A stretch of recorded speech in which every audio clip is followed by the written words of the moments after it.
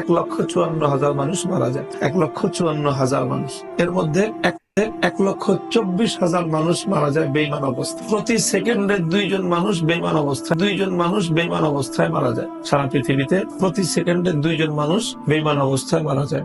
মানুষ যে কথা বলে, আমরা যে কথা বলি, সবচেয়ে ছোট যেই কথাটা, একটা বাক্য পূর্ণ মুরাক্কাবে মুফিদ, একটা জুমলা, একটা কালাম, এটা দেখা গেছে ছোট্ট একটা জুমলা বলতে সময় লাগে 7.5 সেকেন্ড।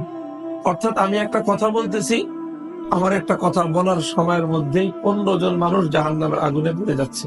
কারণ প্রতি সেকেন্ডে 2 জন, 7 সেকেন্ডে 14 জন, 7.5 সেকেন্ডে একটা কথা বলতে বলতে 15টা মানুষ জাহান্নামের আগুনে পুড়ে যাচ্ছে। এক একটা গ্রামে গড়ে পৃথিবীতে মানুষ বসবাস করে 2,000 মানুষ। 1,24,000 মানুষ যদি প্রতিদিন জাহান্নামের আগুনে পুড়ে, তার মানে 62টা গ্রাম প্রতিদিন জাহান্নামের আগুনে পুড়ে ছাই হয়ে যায়। 62টা গ্রাম জ্বলতেছে, আর আমরা হলাম ফায়ার ব্রিগেডের দায়িত্বে। এখন আমাদের আসলে কি করণীয়?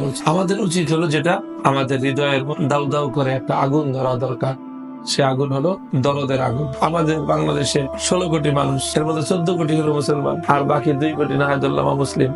14 জন যদি দাওয়াত দিত, তো 2 জন মানুষ অমুসলিম থাকে কেন? 7 জনের ভাগে 1 জন পড়তো। তো 7 জন লোক যদি একজনের পিছনে ছুটতো দাওয়াত নিয়ে, তাহলে সেই মানুষটা জাহান্নামের আগুনে জ্বলতে পারতো। সে মানুষটা জাহান্নামের আগুনে জ্বলতেছে কেন? সেই 7 জনের দায়িত্ব ছিল তাকে রক্ষা করা। এই 7 জন তো তারা আরামের ঘুম ঘুমাইতেছে, তারা মজা লুটতেছে, আর তারা বলতেছে যে বহু ধর্মের বিচিত্র বাংলাদেশ, এই বৈচিত্র্যের সৌন্দর্য ধরে রাখতে হবে আমাদের, যাতে যে যে ধর্মে আছে ওই ধর্মে থাকে।